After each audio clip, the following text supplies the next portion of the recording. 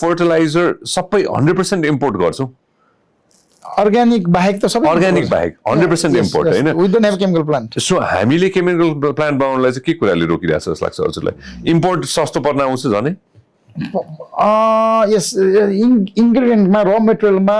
अब let's talk about urea भने युरियालाई नहुने भनेको एउटा त कि त ग्यास हो होइन कि त इलेक्ट्रिसिटी हो द मेन सरी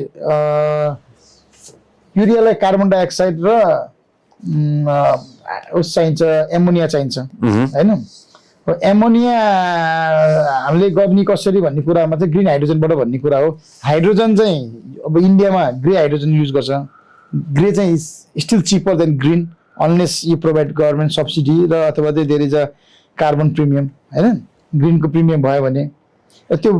कार्बन मार्केटले गर्दा बिस्तारै त्यो खोल्न सक्ने सम्भावना अब यसरी बुझ्नु पर्यो कि हाम्रो कृषकहरूको लागि चाहिँ अब चाहिँ मलको हाहाकारी हुनबाट चाहिँ रोक्नको लागि चाहिँ हामीले आफ्नै फर्टिलाइजर ब्रान्ड चाहिँ कोही लगानीकर्ताले अब कोही मिलियनर कोही बिलियनरले सुन्दै हुनुहुन्छ भने चाहिँ होइन एक्चुअली गभर्मेन्टले सब्सिडी दिन्छ भने भोलि हजुरै सांसद भइसकेपछि हजुरले यो कुरा उठाउनु पर्छ होला डेफिनेटली कि हाम्रो कृषकहरूलाई चाहिँ यति गाह्रो परेछ भने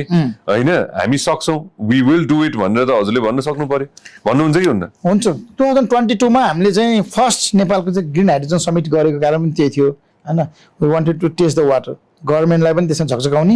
र इन्भेस्टरलाई पनि त्यसमा रोपन गरेर अनि प्लस डेभलपमेन्ट पार्टनर्सहरूलाई पनि यसमा चाहिँ सँगै लानको लागि किन वी निड अल होइन यो सबैजना मिलेर गर्नुपर्छ डिमान्ड पहिलेदेखि क्लियर छ र